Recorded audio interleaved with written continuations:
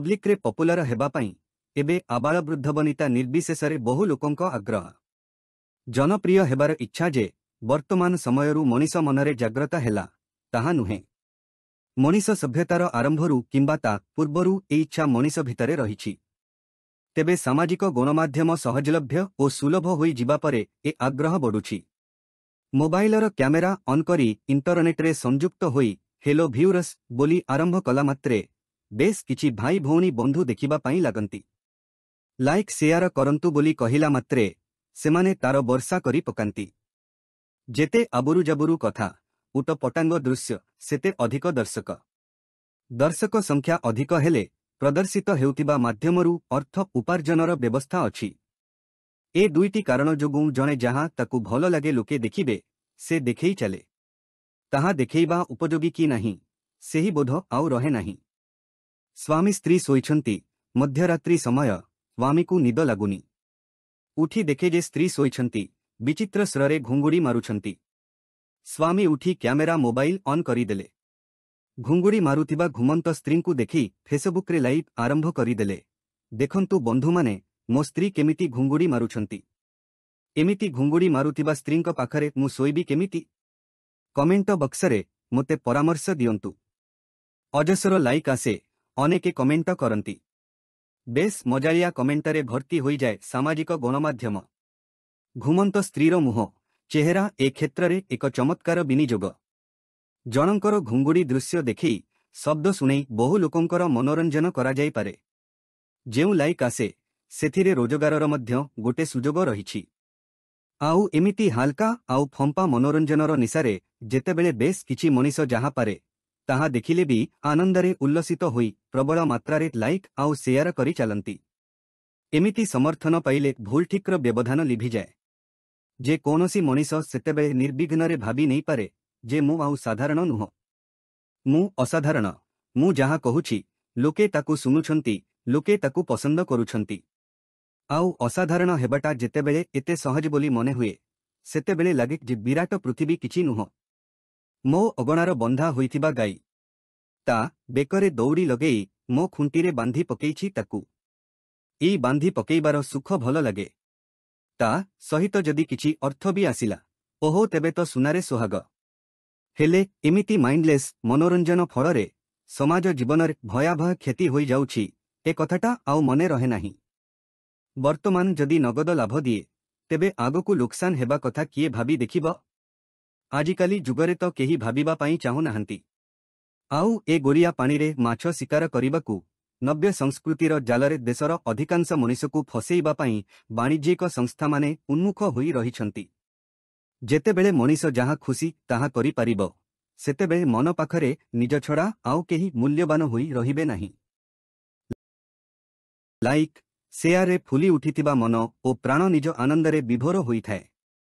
देश समाज मनीष मूल्यबोध ए सबु नेई भावना से आनंदर कांथ भेद करी मन भितरकू प्रवेश करिपारे नाही। व्यक्तिगत आनंद समष्टि भितरू आलुओ शोषी नेउछि, प्रेम शोषी नेउछि भूल ठीक जानिबार क्षमता। संध्या हेबा पूर्वरू केही कोन जानिपारे जे अंधकार केते गाढ़ा हेबा पाई जाउछि। तेबे निकटरे घटिथिबा एमिति एक घटना विषयरे जानिबा। विवादीय इन्फ्लुएंसर चर्चित यूट्यूबर सोशल मीडियारू मेनफ्रेम मीडिया पर्यंत आलोचनारे रणबीर आह्लाबादिया काहिंकी कोन पाई 7टी यूट्यूब चैनलर मालिक लक्ष लक्षरे रोजगार पॉपुलर पॉडकास्टर रणबीर आह्लाबादिया तांको पॉडकास्ट फिटनेस स्टाइलिश लुक कम बयसरे सफलता पाई जेतिकी चर्चित सेतिकी विवादीय मध्य एबे पुनी तांकर एक स्टेटमेंट तांको ओडवारे पकाइछि। तांको फॉलोअर्स कमिछि। रणबीर आह्लाबादियाଙ୍କ द्वारा निकटरे प्रदत्त एक मंतव्य समग्र देशरे एभଳି विवाद सृष्टि करिछि जे जनरोषरू आरंभ करी पुलिस कार्यानुष्ठान तथा संसदरे प्रतिवाद और उद्वेग प्रकाश पर्यंत विभिन्न स्तरीय प्रतिक्रियामान दृष्टिगोचर होइछि। आपण माने अवगत थिबे जे सामाजिक गणमाध्यमरे प्रसारित हास्यरसधर्मी बोली कुहाजाउथिबा एक कार्यक्रमरे अतिथि विचारक रूपे जोगदेई रणबीर कौनसी जणे प्रतियोगीଙ୍କ उद्देश्यरे जाहा कहिथिले तहिरे पितामाताଙ୍କ यौनक्रिया नेई एक जघन्य जिज्ञासा विद्यमान थिला। सामाजिक गणमाध्यम मंचगुड़िक किभଳି कल्पनातीत अश्लीलता अशालीनता ଅନିୟନ୍ତ୍ରିତ ଅପମାନସୂଚକ ଗାର ଇତ୍ୟାଦିର ନାଭିକେନ୍ଦ୍ରରେ ପରିଣତ ହୋଇଛନ୍ତି ଏବଂ ସେଥିରେ ସୋସିଆଲ ମିଡିଆ ଇନଫ୍ଲୁଏନ୍ସର ଭାବେ ଆଖ୍ୟାୟିତ ରଣବୀର ଓ ତାଙ୍କ ସମଧର୍ମୀମାନଙ୍କ ସନ୍ଦିଗ୍ଧ ଭୂମିକା ରହିଛି ସେ ନେଇ ଆଲୋଚନା ଏବେ ତୀବ୍ର ହୋଇଛି। କେବଳ ସେତିକି ନୁହେଁ, ଏ ପରିପ୍ରେକ୍ଷୀରେ କାର୍ଯ୍ୟାନୁଷ୍ଠାନ ଓ ଦଣ୍ଡବିଧାନ କିଭଳି ହେବା ଉଚିତ, ସେ ନେଇ ମଧ୍ୟ ତର୍କମାନ ଦୃଷ୍ଟିଗୋଚର ହେବାରେ ଲାଗିଛନ୍ତି, ଯାହାକୁ ନେଇ ଏକ ଛୋଟ ଆଲୋଚନା ପ୍ରାସଙ୍ଗିକ ଭଳି ମନେ ହୋଇଥାଏ। ସାମାଜିକ ଗଣମାଧ୍ୟମ କ୍ଷେତ୍ରରେ ସ୍ୱୀୟ ଭୂମିକା ଓ ପ୍ରଭାବ ହେତୁ ରଣବୀର ଆହ୍ଲାବାଦିଆ ରାଷ୍ଟ୍ରୀୟ ସ୍ତରରେ ପୁରସ୍କୃତ ହୋଇଥିଲେ। ଜହିରେ ପୁରସ୍କାର ପ୍ରଦାନ କରୁଥିବା ପ୍ରଧାନମନ୍ତ୍ରୀଙ୍କ ପକ୍ଷରୁ ତାଙ୍କ ଲାଗି ଅନୁରୋଧ ଥିଲା ଯେ ସମ୍ପ୍ରତି ନିଦ୍ରାହୀନତା ଏକ ବ୍ୟାଧିରେ ପରିଣତ ହୋଇଥିବାରୁ ରଣବୀର ସୁନିଦ୍ରା ସକାଶେ ଏକ ମାର୍ଗଦର୍ଶନକାରୀ ବିଷୟବସ୍ତୁ ବା କଣ୍ଟେଣ୍ଟ ପ୍ରସ୍ତୁତ କରନ୍ତୁ। କହିବାର ତାତ୍ପର୍ଯ୍ୟ ହେଲା ଲକ୍ଷ ଲକ୍ଷ ଅନୁସରଣକାରୀଙ୍କୁ ପ୍ରଭାବିତ କରିବାର ସାମର୍ଥ୍ୟ ରଖିଥିବା ସୋସିଆଲ ମିଡିଆ ଇନଫ୍ଲୁଏନ୍ସର ମାନଙ୍କ ଠାରୁ ରାଷ୍ଟ୍ର ଏହିଭଳି ଯୋଗଦାନ ଚାହିଁଥାଏ। ପ୍ରକାଶ ଥାଉ କି ରଣବୀର ଆହ୍ଲାବାଦିଆଙ୍କ YouTube channel BeerBiceps କୁ ନିୟମିତ ଦେଖୁଥିବା ଲୋକଙ୍କ ସଂଖ୍ୟା 1 କୋଟିରୁ ଅଧିକ। ଏହା ମଧ୍ୟ ସତ ଯେ ସ୍ୱାସ୍ଥ୍ୟରୁ ଆରମ୍ଭ କରି ସଂସ୍କୃତି, ଇତିହାସରୁ ନେଇ ରାଜନୀତି ଓ ଲୌକିକରୁ ନେଇ ପାରଲୌକିକ ପର୍ଯ୍ୟନ୍ତ ଦିଗନ୍ତ ବିସ୍ତାରୀ ସନ୍ଦର୍ଭରେ ସେ କେତେକ ଉଚ୍ଚକୋଟୀର କଣ୍ଟେଣ୍ଟ ପ୍ରସ୍ତୁତ କରିଛନ୍ତି। କିନ୍ତୁ ଗଭୀର ଦୃଷ୍ଟିପାତ କଲେ ଦିଶିଥାଏ କିଭଳି ଅନାହୁତ ଓ ଅନାବଶ୍ୟକ ଭାବେ ସମ୍ଭ୍ରମ ଚାତୁର୍ୟ ସହିତ ସେ ସନ୍ତର୍ପଣରେ ତହିଁରେ ଅଶ୍ଳୀଳତାର ପ୍ରବେଶ ଘଟାନ୍ତି, ଯାହାର ଏକମାତ୍ର ଉଦ୍ଦେଶ୍ୟ ହେଉଛି ତାହାକୁ ଅଧିକ ସଂଖ୍ୟାରେ ଦେଖିବାକୁ ପ୍ରଲୁବ୍ଧ କରି ଅଧିକ ଅର୍ଥ ଉପାର୍ଜନ କରିବା। କହିବା ବାହୁଲ୍ୟ, ମନୁଷ୍ୟ ମନରେ ଥିବା ଅବିମୋଚନୀୟ ଆଦିମ ଜୀବନ୍ତ କ୍ଷୁଧାର ଏକ ପରିପୂର୍ଣ୍ଣ ଆହାର ହେଉଛି ଅଶ୍ଳୀଳତା। ସୁତରାଂ ରଣବୀର ଓ ତାଙ୍କର ଅନେକ ସତୀର୍ଥ ଅଶ୍ଳୀଳତାର ଭୋଜି ଦେବାରେ ବ୍ୟାପୃତ, ଜହିଁରେ ସେମାନଙ୍କ ଅନୁସରଣକାରୀମାନଙ୍କ ସଂଖ୍ୟା କ୍ରମାଗତ ବୃଦ୍ଧି ପାଇବାରେ ଲାଗିଛି। ସଦ୍ୟପ୍ରାପ୍ତ ପରିସଂଖ୍ୟାନରୁ ଜଣାଯାଏ ଯେ ଭାରତରେ ଇଣ୍ଟରନେଟ ବ୍ୟବହାରକାରୀଙ୍କ ସଂଖ୍ୟା ହେଉଛି 95 କୋଟି, ଯେଉଁମାନେ ଦୈନିକ ହାରାହାରି 6 ଘଣ୍ଟା ଇଣ୍ଟରନେଟ ବ୍ୟବହାର କରନ୍ତି, ଅର୍ଥାତ ଅଶ୍ଳୀଳତା ଓ ଅଶୋଭନୀୟତାର ବିଶାଳ ବଜାର ମଧ୍ୟକୁ ଉନ୍ମୁକ୍ତ ପ୍ରଶସ୍ତ ରାଜପଥଟି ଜନାକୀର୍ଣ୍ଣ। ରଣବୀର ଆହ୍ଲାବାଦିଆ ଅଂଶ ଗ୍ରହଣ କରିଥିବା ଶୋର ନାମ ଇଣ୍ଡିଆଜ ଗଟ୍ ଟ୍ୟାଲେଣ୍ଟ, ଯାହା ଏକ ହାସ୍ୟରସ ସୃଷ୍ଟିକାରୀ କାର୍ଯ୍ୟକ୍ରମ ବୋଲି କୁହାଯାଇଥାଏ ଓ ସେହିଭଳି ଅନେକ କାର୍ଯ୍ୟକ୍ରମ ସାମାଜିକ ଗଣମାଧ୍ୟମ ମଞ୍ଚରେ ବିଦ୍ୟମାନ। କିନ୍ତୁ ବାସ୍ତବତାଟି ହେଲା ଅଶ୍ଳୀଳତା, ମର୍ମଭେଦୀ ଅପମାନ ପ୍ରଦାନ, କଟୁ ଆକ୍ଷେପ ଇତ୍ୟାଦି ଜରିଆରେ ଜଣକ ଉପରେ ଲକ୍ଷ୍ୟ ସାଧି ଯେଉଁ ପୈଶାଚିକ ହାସ୍ୟରୋଳ ଉଦ୍ରେକ କରାଯାଏ, ତାକୁ ଯଥାର୍ଥତା ପ୍ରଦାନ ପୂର୍ବକ କୁହାଯାଉଛି ତମସାଚ୍ଛନ୍ନ ହାସ୍ୟରସ ବା ଡାର୍କ ହ୍ୟୁମର, ଯାହାକୁ ଆଧାର କରି ଅନେକ ଷ୍ଟାଣ୍ଡ ଅପ୍ କମେଡିଆନଙ୍କ ଆବିର୍ଭାବ ଘଟିଲାଣି। ଅବଶ୍ୟ ସାମାଜିକ ଗଣମାଧ୍ୟମରେ ଅନେକ ଉଚ୍ଚକୋଟୀର ବିଷୟବସ୍ତୁ ମଧ୍ୟ ଉପଲବ୍ଧ, କିନ୍ତୁ ଦେଖଣାହାରୀଙ୍କ ସଂଖ୍ୟା ଉପରେ ଅର୍ଥ ଉପାର୍ଜନର ଆକାର ନିର୍ଭର କରୁଥିବାରୁ ପୈଶାଚିକ ଉଲ୍ଲାସ ସୃଷ୍ଟି କରୁଥିବା କଣ୍ଟେଣ୍ଟ ସଂଖ୍ୟା ଅନେକ ଗୁଣରେ ଅଧିକ।